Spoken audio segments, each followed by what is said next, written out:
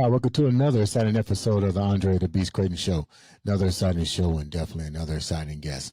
Today, we're going to talk with a beautiful young lady who has basically taken the bull by the horns. And I'm going to call it like it is. And today, we're going to talk about the importance of rising from the ashes, regrouping, and more importantly, understanding the importance of home ownership, or let's say property ownership in general. When you think you've lost all, these are things that you need to know to help put you back on track. So without further ado, let's welcome to the show Miss Tiffany Williams. Tiffany, how are we doing? We're doing great. Thank you so much for having me on and sharing my testimony and story with others. I hope it encourages others and just lifts and inspires people up with that beast mentality. That's why I'm here. I like that. Now, let's start out with first, who is Tiffany? Who is Tiffany Williams? Well, what I'd like to be remembered for is being that woman of strength that is an encourager. I think that's one of my gifts that God has given me, is to be an encourager. So I think for me, I'd like to be remembered as a God-fearing woman who loves the Lord and helps others just rise and create a new beginning. My book is Plan B, a Career B, and it's Tiffany's tools to actually help people use those tools in those toolbox to go through life's valleys, to rise, to reach to the victories. And that's my life's mission. So it's to be able to help others to do that. So that's who I'm about, both in business, in relationships, both professionally, personally.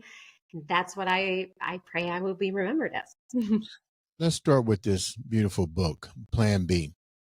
Your life wasn't always a plan B. Your life involved around being married, coming home, husband, the whole 9 yards. But unfortunately, that took a detour where you had to literally figure a whole new Plan B, because Plan A didn't turn out. What was it like for you? How did you get from Plan A, which is the happy housewife and so forth, to Plan B? Let's start with Plan A. What was Plan A for you? Well, I'm going to take you back a little bit because I think you kind of need to know the backstory of me in order to understand how Plan A came about. Okay. So I'll take you a little bit back. I'm a Midwestern gal from Michigan, born and raised there. And I, at 8 years old, started performing. I sounded just like Annie. And that was the time when that movie came out. And so I had that same, I was a redhead, freckles, kind of quirky. The only difference in that story with Annie was I wasn't in an orphanage. So I was in a God-fearing, loving family, and they supported me along with my two sisters. I have two sisters and a brother.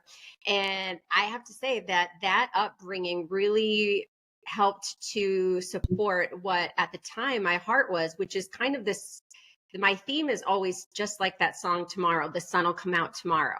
No matter what your life takes you, there's always tomorrow. And so I really connected with that song, and I started performing at a young age. I went to Interlochen Arts Academy. I won scholarships. I started performing. So really Plan A was to move to New York, which I did. I went to the American Musical and Dramatic Academy, and I started performing, touring the world, 42 countries, doing off-Broadway show. I was Miss Scarlet in Clue, the musical, off-Broadway. I was in the national tours, My Fair Lady, and then I went and did Grease Das Musical, which was the European tour of Grease. I played every part. And that's where I met my then husband on the road in Germany, and actually had my first daughter on the road performing. And I was all the way up to literally, my producer is fantastic. He let me perform and be on tour all the way up until she was born. And then 8 days after she was born, I was back playing Marty. And she was on the road with us. My husband at the time was also on the road. So life looked really good. Here I was, making great money, doing the, international Broadway tours, everything. Career was like, it was going. And then I found out I was pregnant with number 2, which, by the way, I was never supposed to be able to have children. That was not what God originally had intended. And then I found out I was pregnant with daughter number 2, and I said, whoops, okay, then maybe that whole wife, mom, stay at home thing, feeding, this is what the plan was. So moved back to the United States, to California. And at the time, I was actually working for Wolfgang Puck at Sony Picture Studios there. And I was one of his managers and got to do that during the day while the kiddos were at a Montessori school and raising them. And my husband at the time was started in this travel business and toured the world. And then he started doing that. And basically, we all moved down to here in the Murrieta Temecula area, bought a home. I started homeschooling them. I started pouring my life into them. I was still teaching music and still teaching at the time, private voice lessons and at a school here. However, I was really pouring into the girls and into that family unit and building that lifestyle for them, going to church and everything. And then the inevitable out of the blue happened, that my marriage was falling apart. And I was starting over, completely over with nothing. So did the whole DIY divorce thing, thinking that was going to be good for the kids, instead of putting them through, the 2 girls, instead of putting them through such a horrible divorce that I have seen others go through. I thought that was the way to go, but I ended up losing everything. And really, I had to move farther out to be able to afford where I needed to live. And that's when that whole plan A needed to be put, let's say, on the back burner or goodbye. Let's back up a minute. When did you realize that things was not going the way it's supposed to be? Because up until now, it sounds like you guys had the perfect lifestyle. 2 famous actors and actresses, first child, now you got another child. Were there any indications that your life was going to result into a divorce? Well, I can be honest with you and say he was not an actor. So he was actually, believe it or not, he had other in Germany. I just met him in Germany, and then he was able to come on tour. He actually worked behind the scenes. Okay. So he wasn't an actor. But when he started building his business here in the United States, he traveled a lot more. So he traveled from maybe 50% of the year around the world, it was a travel company. And so that's when I started to realize our relationship was really pulling apart. I was, let's just put it this way, a little maybe naive to think that that unit could stay together. You really need 2 parents that are committed to making the marriage work. And you really need to make sure that you're grounded in having a plan and being prepared for no matter what life hits you. And I just wasn't. I was just riding that wave thinking everything was going well, but it started to deteriorate when I started to see the increase of trips, the increase away from us as a family. And that ultimately led to growing apart and You mentioned the word naive, so I'm trying to take the women, because I'm pretty sure a lot of women, some women, and men can probably relate to this. But what were some of the things that you was naive to? Because when you say naive, that's a big word. Did you really know that shit was going on, and you just said, "Okay, that's not happening to me"? I think there was truth. There's some denial there. There's some maybe not seeing the things that the red flags, so to speak. Now coming on the outside of it, having a 30,000-foot view, I can see that there is a lot of red flags. There's a lot of also ego with myself, which I love. I say ego is edging God out. I feel like there was this need to be fulfilled, that hole that I wasn't filling with God at the time. I was filling with just pouring into my kids and the love that my kids were giving me and the time that I was spending and pouring into homeschool and all of those things. I think, and then teaching my voice students, I think I was so focused on that to fill the void that I wasn't getting in my marriage. You said that you felt that going a certain way in the divorce was going to Yeah. be beneficial for you and the kids, and it turned out not being that. That's What kind made of, you? What do you think changed that narrative? well, I think I my goal was always to protect the girls from a nasty divorce because I could tell it was going to go that way. So I didn't want it to go that way. So to protect them, I thought the DIY, do it yourself, was going to be the way to go. But now that I coach other women and I help and I see them Mhm. and I help them get through this time, all of the women that I'm helping currently going through their divorces with children, I highly recommend that they get a lawyer so that they actually know their rights and they're really clear as to what it is. And I can say honestly, looking back at it from this side, Mhm. that you can protect your children actually with having a lawyer behind you and having a team. I think there's a lot of, let's put the shame in getting a divorce. I think there's a lot of shame in going through that also, being a Christian as well. You can think God's not going to love you anymore. So you're always trying to be a servant mentality for others and really trying to make everything just easy for others. Meanwhile, it may not be the best choice for you as an individual. So I would definitely recommend any woman really explore all avenues, talk to lawyers, do a little, research, really get to know if that would be what you feel is best for you to get a lawyer and spend the money, and then just to know all of your rights and everything, because you may be leaving some things on the table. When you decided to do that, let's be real transparent because you're helping women. I think women and men need Mhm. to hear the whole truth and nothing but the truth. So help me God. Yes. So with that being said, Hmm. you mentioned pride. You mentioned your ego. Yeah. You mentioned the embarrassment of going Hmm. through this. Could Hmm. those been could that been your mindset at that time?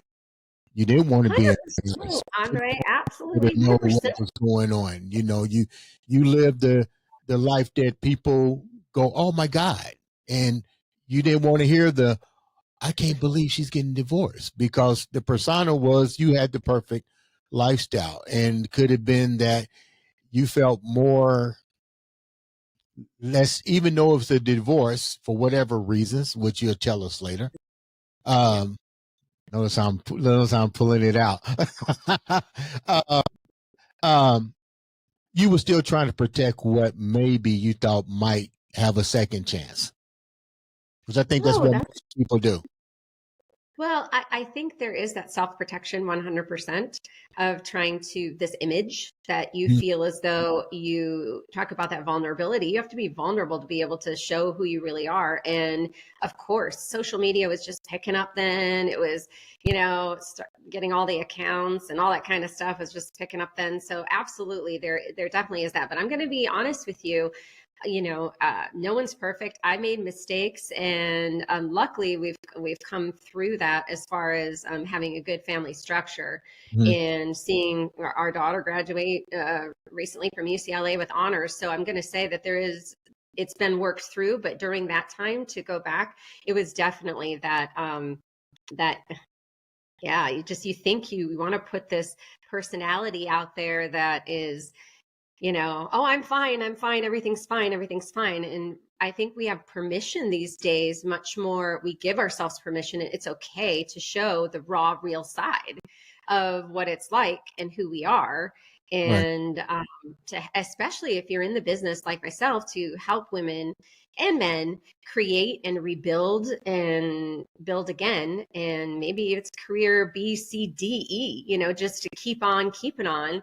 And how do you do that when you've made mistakes, admitted them, and now you start from the bottom again as an adult with like change in your literally pennies in my pocket with my here in SoCal with AC. If you know anything about Southern California and the heat out here, I lost that summer as well. I lost in my car the AC, and I didn't even have money to get through it. And I'm literally scrounging, just trying to make it be okay. And I have to say that was when the Lord met me at my lowest point, and that's a story that I'm sure we'll share here as well. Let me go down this path real quick, and I'm not trying to throw anyone up under the bus, because if you're listening, you're probably like, man, that was kind of a hard question. But the on the show, you got to ask the hard questions, because Right. she's helping other women, and we're not going to sugarcoat shit here, because this is Right. real life shit that happens. You Mhm. walked away doing it yourself thing. But my question is, and the reason I'm saying this is because men and women need to understand, just because you're going through a divorce doesn't mean the other party has your best interest, even if there's kids involved. Right. So even if he saw you going through these things, so my question to you is, as you was going through this reevaluation of life, because it's now setting in, where was he at? Did he put any effort in trying to lift you up, get you back on your feet? What was that like for you? Because women and men both need to understand what happens with the divorce, and when you have to walk away with that, when you don't have, let's talk about your book part, the plan B in action. Yes, yes.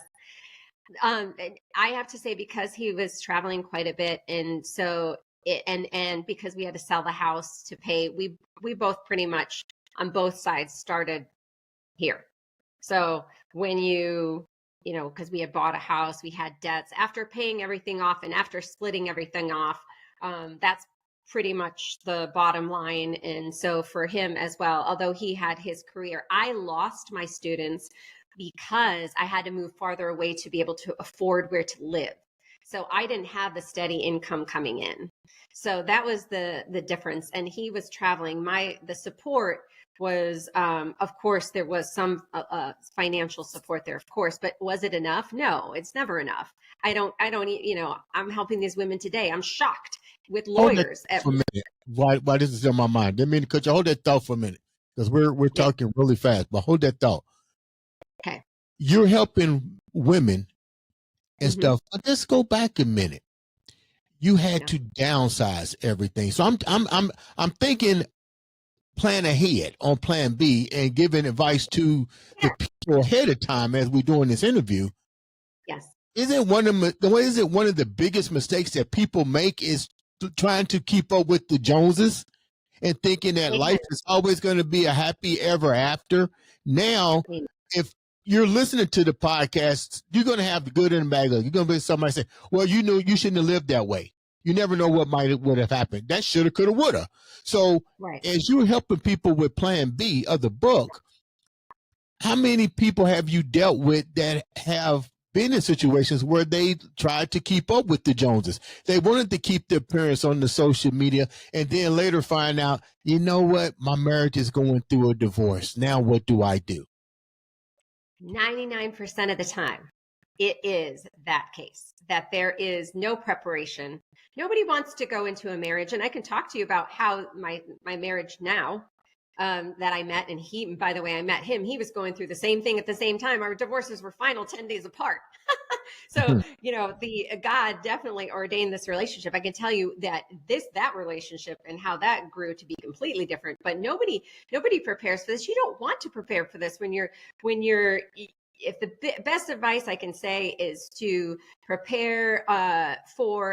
to prepare for what's going to happen in the future, but don't live your life with that expectation that something terrible is going to happen, but also be prepared to have, to actually start to think about the other parts and to try to step out of your current situation and just have a narrow view of what you think your current situation is, and start to think about building that legacy. And that's the future of my life, and helping people build a legacy now.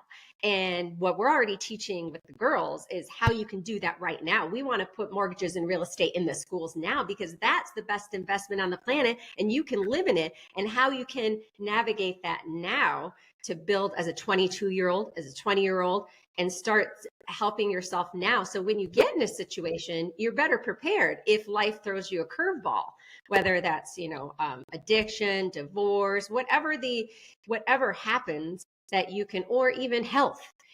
something happens with your health and you need to have some savings, you need to have a plan. And that's what we're helping now from that experience. What was your first order of operations? You're pregnant, you have 2 children, Mm-hmm. you're divorced now. How old were you when your divorce happened, roughly? I was 40. How old were your kids? They were about 8 and 9 years old at that time. What was? No, yes, they were. Yeah, 9 or 10, right around there. Okay, you're now, the household is now in disarray. You're raising children.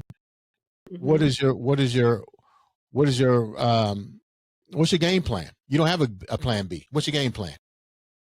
So I literally, Andre, I cried out to God. I sat on my steps and I said, Lord, I don't know what to do. I got a very low minimum wage paying admin job that was 20 hours a week. I just did everything I could to get started. And I prayed and I said, Lord, I got my first check. It was $100. I'll never forget. And I was sitting on the steps and I said, Lord, this is not enough.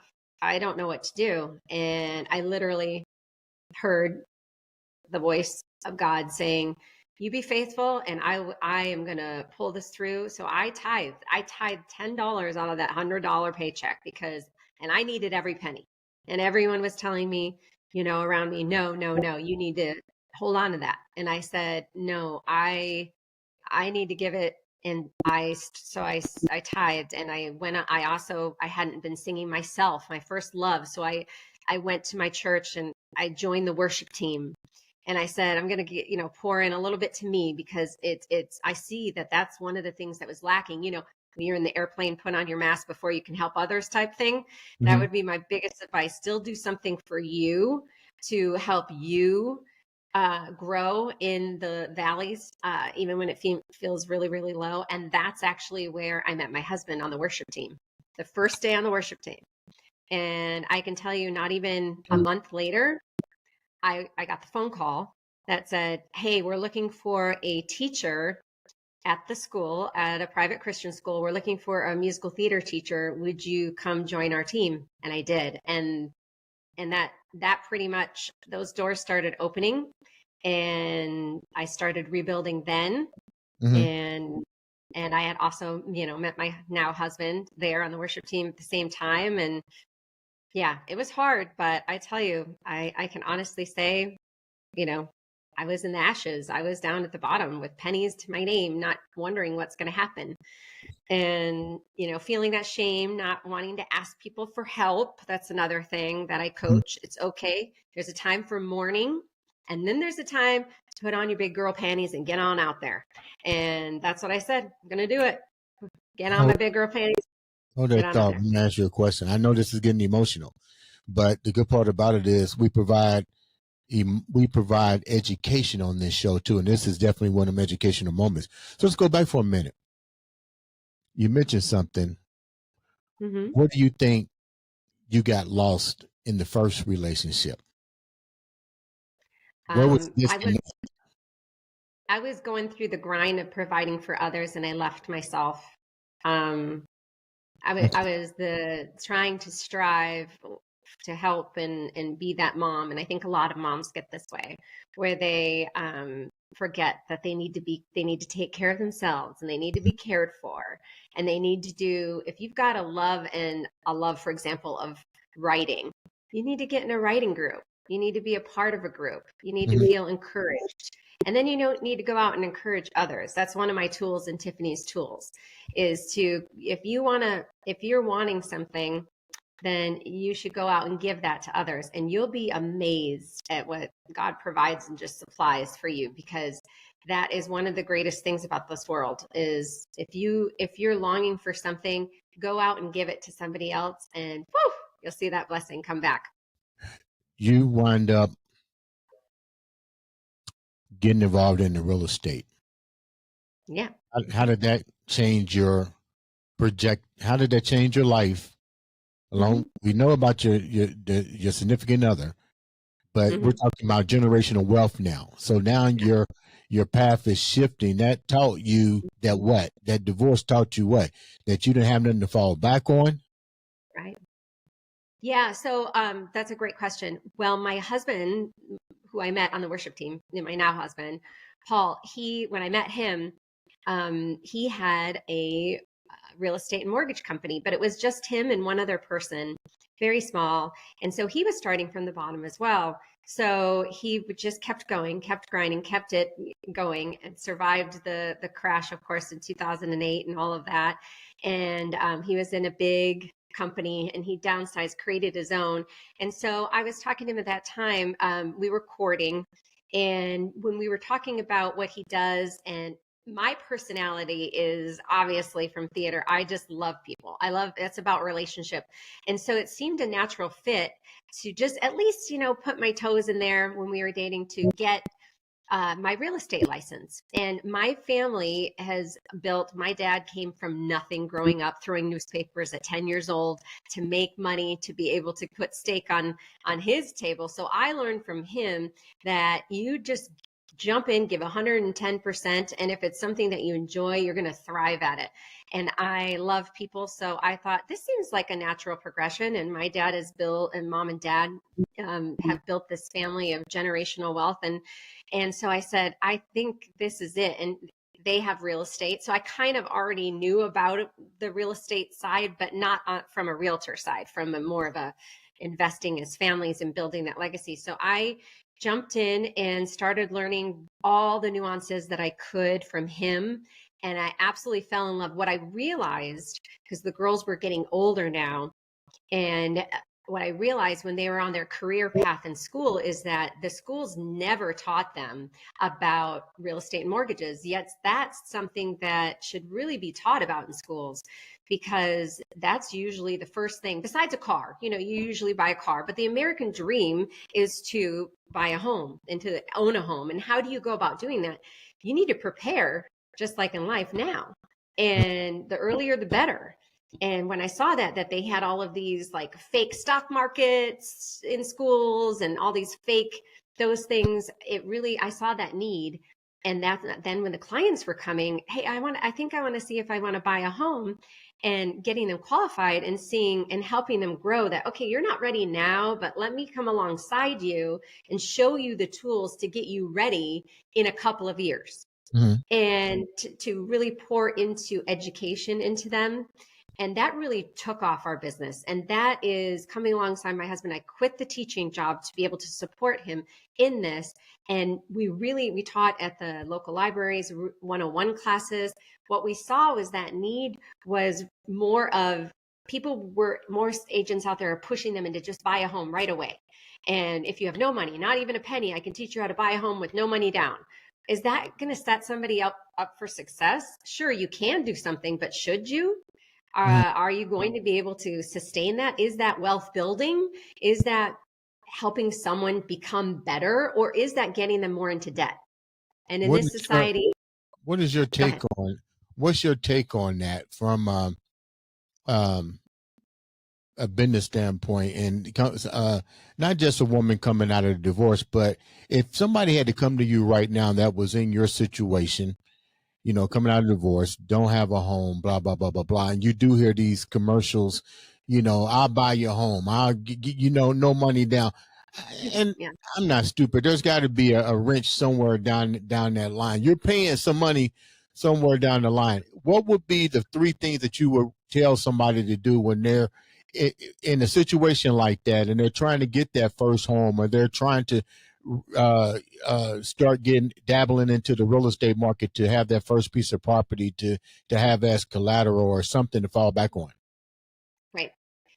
The first thing you want to do is to build a career that is consistent. You need to have the income built and to show on paper that you have that income. Now, self-employed people, they can have bank statement programs. There's tons of programs we can talk about. There is creative financing out there, but it's to start to build and save. So I always tell people, if you're going to have, for example, this is your paycheck, let's just $5,000 a month. On that $5,000 a month, you want to save some, of course, being a Christian, for tithing, in my opinion, also saving money for that future. and build it and put it in and start researching, start asking people, asking like myself, watching this, reach out to me. I'd love to help.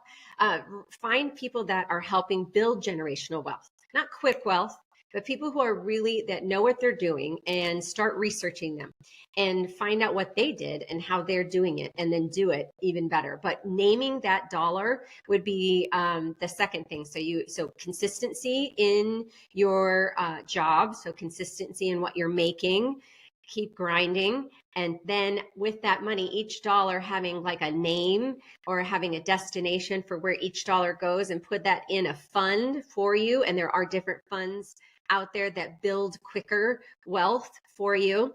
So have that savings. And then the third thing would be is have a conversation, well, with yourself or with your significant other or with somebody, a friend, that can tell you if you're come alongside you and keep you accountable and on the right track.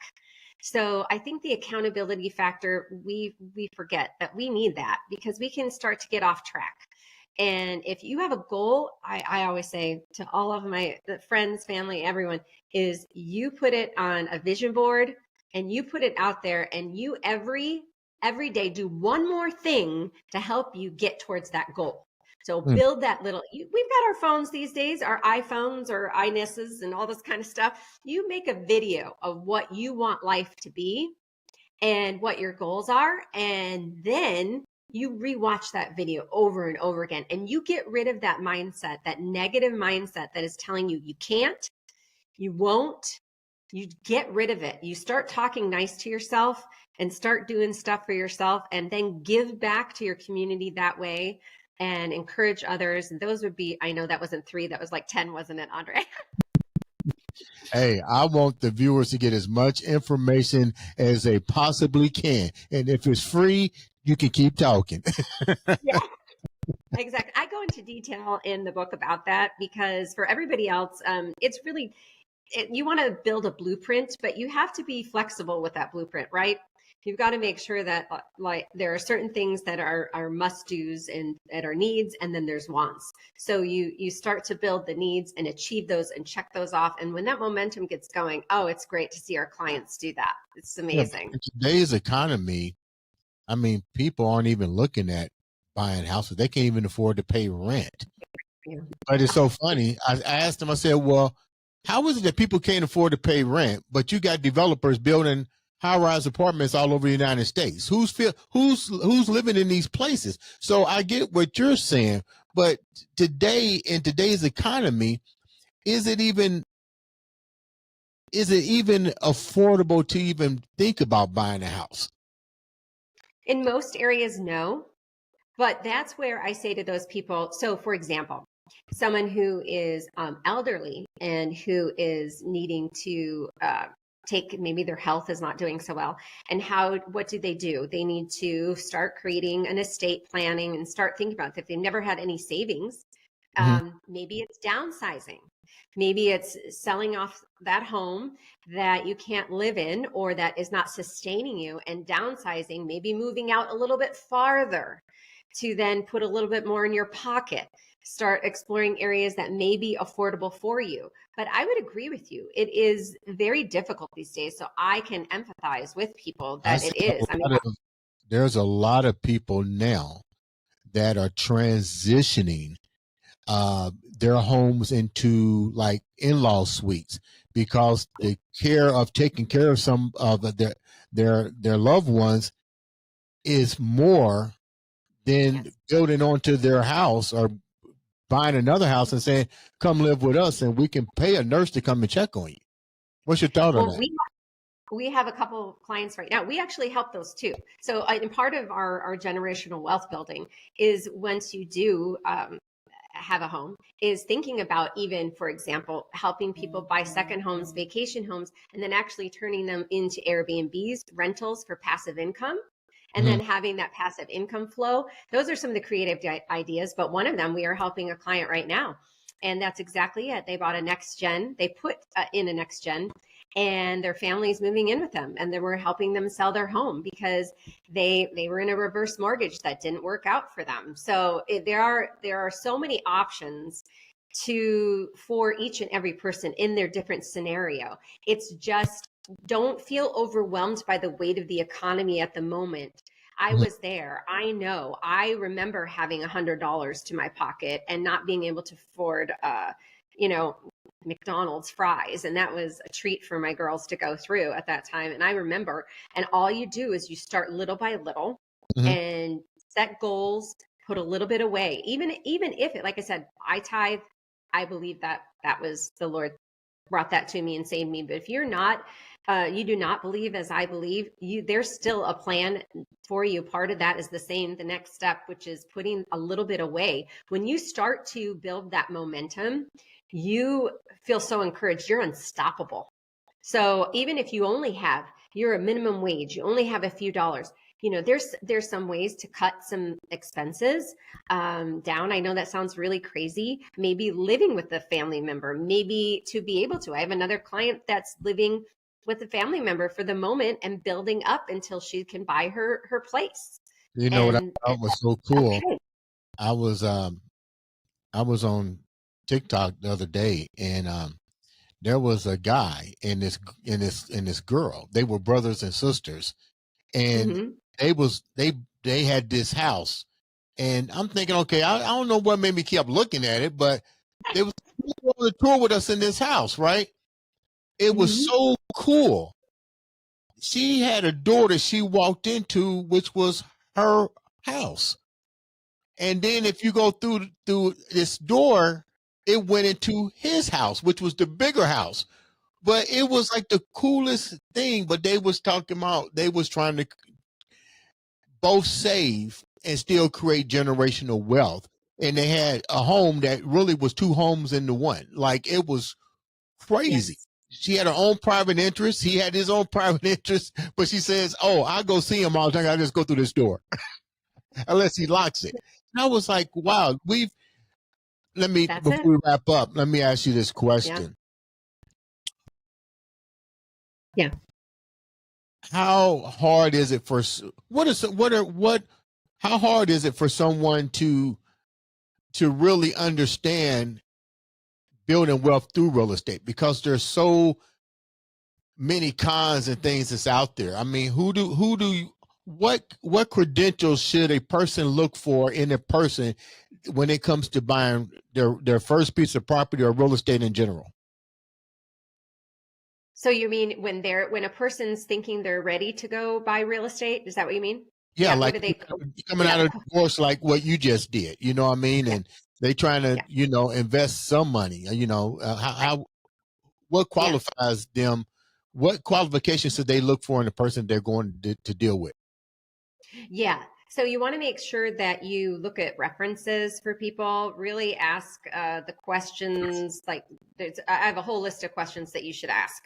You Mhm. want to make sure the mortgage broker you're able to help guide you isn't in it for the minute. We say that a lot. We're not in it for the minute. It's people above profit. You want to make sure that it's not about the burn and churn. It's about the quality of the person because you're going to be with them for a while. You want to trust them. So you want to make sure their references and Google reviews. I know those are huge. However, I will tell you really to have a one-on-one conversation interview, just like you would, you're going to be interviewed for a job. Why wouldn't you interview for someone who's going to help you build generational wealth?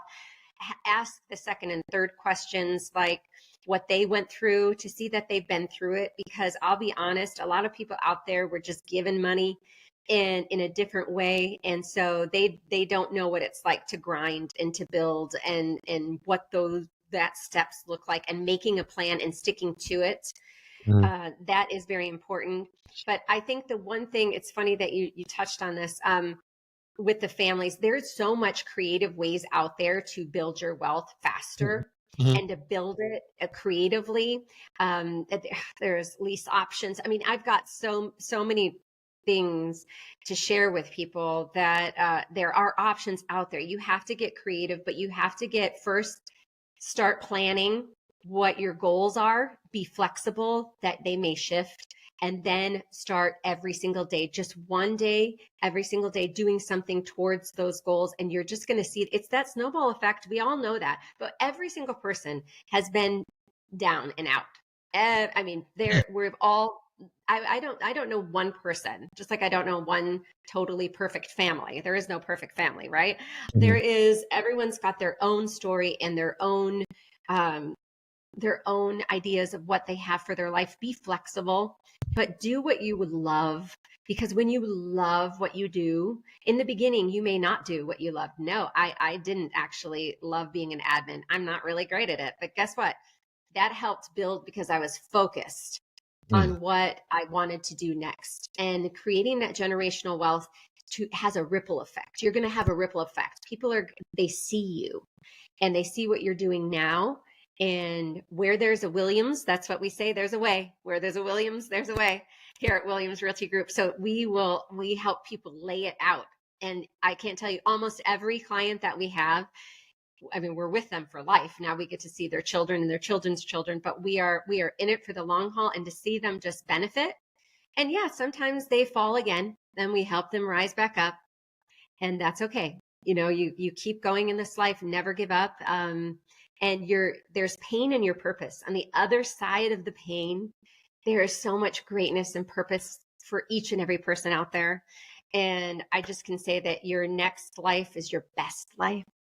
And if you love life like I do and love to help people, there's just so many options out there. So I really do wish everybody out there to just keep going, do research, never believe everything you read on the internet because you're going to get that. But really, ask the second and third questions out there that others just don't ask. That sounds like a winner. Tiffany, thank you so much for taking time Thank out to you. share some educational information about generational wealth through real estate and property, even after divorce. I always tell people, when somebody gives you lemons, make some lemonade. Make some lemonade. Absolutely. Tiff, Absolutely. I mean, life is going to do that, right? yeah. How can the viewers reach out to you and know more about you and your property and what you guys are doing to help men and women alike? Yeah. So my book will be coming out, and I will have that on all of my socials. But you can find me on Insta. I would say that's the fastest, best way, because I could give you all my tags and everything. But that one's probably the one I have the most in. It's at Tiffany Williams Luxury Realtor. That's me. I'm there, and my new documentary will be coming out, Inside Success TV, Legacy Makers. I will be sharing a little bit more about my life and future goals and what we have, and a little bit more about generational wealth building. But I thank you so much. I love what you're doing. Thank Just many showers of blessings to you, Andre. You're just helping the world become a better place, and that's what it's all about. So thank you for taking the time. No, thank you so much. Make sure you guys reach out, support, click that button, like, share, subscribe. One click can change somebody's life as well as your own. Ladies and gentlemen, like I said, this has been another, and I do mean another, exciting episode of the Andre the Beast Crayton Show.